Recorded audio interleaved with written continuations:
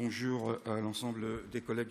Juste un rebond, je n'irai pas beaucoup plus loin parce que les collègues précédents là, ont dit tout leur dégoût par rapport à l'intervention de M. Grippet. Je rajoutais juste un point, c'est la remise en cause de la déontologie de nos agents est absolument scandaleuse.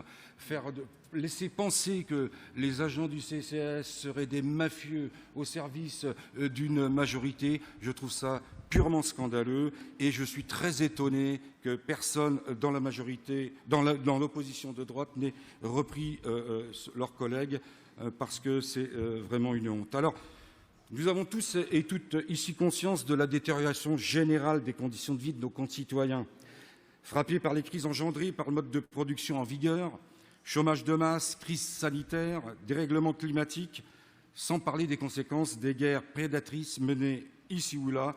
Une part de plus en plus importante de la population, et notre territoire n'est pas épargné, connaît la précarisation.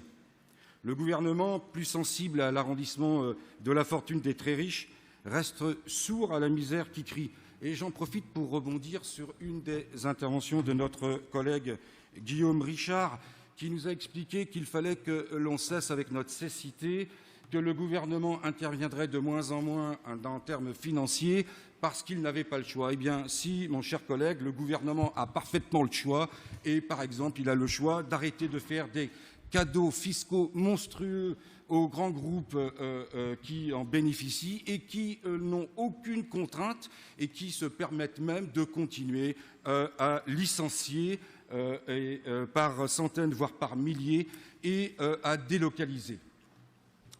Et à Nantes, nous, on a fait le choix, on a fait d'autres choix, et c'est dans ce cadre que la ville a confié au CCAS, au-delà des missions confiées par la loi, celle d'animation et de développement de l'action municipale dans le champ social, l'organisation et la délivrance de prestations locales, ou encore la gestion d'établissements sociaux et médico-sociaux. Un certain nombre de collègues en ont parlé avant moi. L'agrandissement de la surface d'action du CCAS devant permettre de réduire autant que possible les trous dans la raquette, si je peux me permettre l'expression.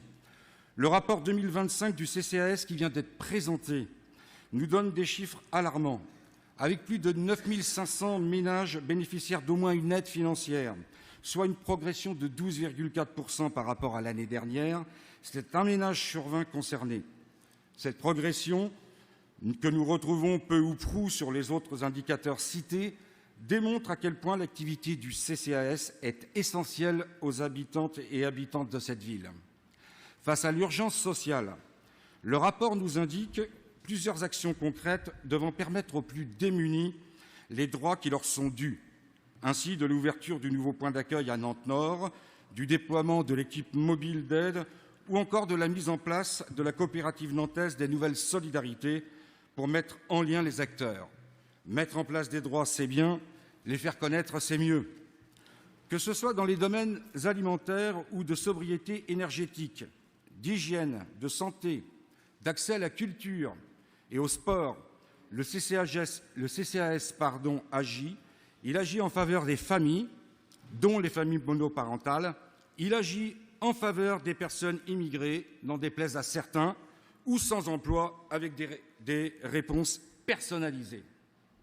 Compte tenu de l'évolution démographique de la ville, le CCAS a renforcé en 2025 son action en faveur de nos aînés, en s'appuyant notamment sur ces établissements médicaux sociaux, en déployant une équipe de veille et d'accès aux soins avec le projet Village ou les logements bleus. Ainsi, le rapport 2025 du CCAS montre à quel point il est au cœur de la démarche de solidarité de cette municipalité. Le groupe communiste et républicain salue le travail effectué. Je vous remercie.